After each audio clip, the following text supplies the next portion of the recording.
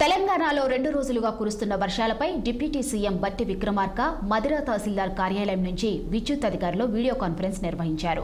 ఇక బంగాళాఖాతంలో ఏర్పడిన అల్పపీడనం వల్ల ఎడతెరిపి లేకుండా కురుస్తున్న వర్షాల కారణంగా ఏర్పడిన విద్యుత్ సమస్యలపై ఆయన సమీక్షించారు.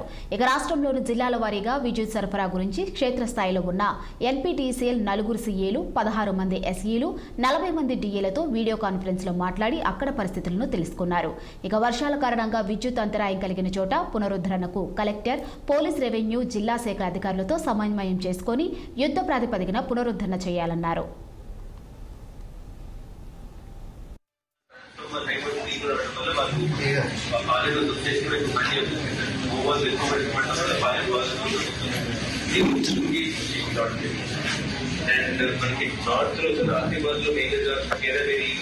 ఈ నడవరా ఇట్లా ఈ ప్రాంతాల్లో బాగా ఫారెస్ట్ ప్రాంతాల్లో ఎదుగులో కూడా లైన్ అంటారు.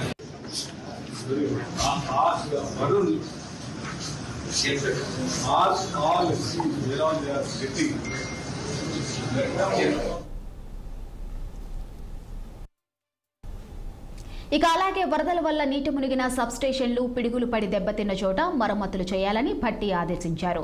పనులు పూర్తయ్యే వరకు ప్రత్యామ్నాయంగా పక్క గ్రామాల సబ్ స్టేషన్ నుంచి విద్యుత్తును సరఫరా చేయాలని ఆదేశించారు.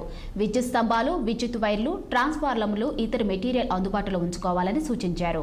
ఇక విద్యుత్ అంతరాయం పునరుద్ధరణపై ఎస్ఈలతో ఎప్పటికప్పుడు సమీక్షించాలని ఎన్పీటీఎస్ఎల్ సీఎండీ వరుణ్ రెడ్డిని ఆదేశించారు.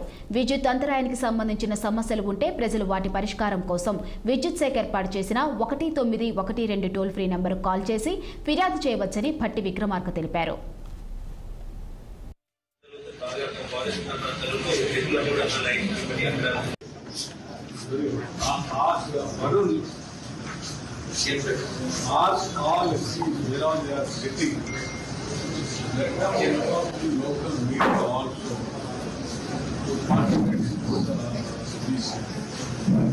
So that they will carry a message to the people that what all the department is doing in this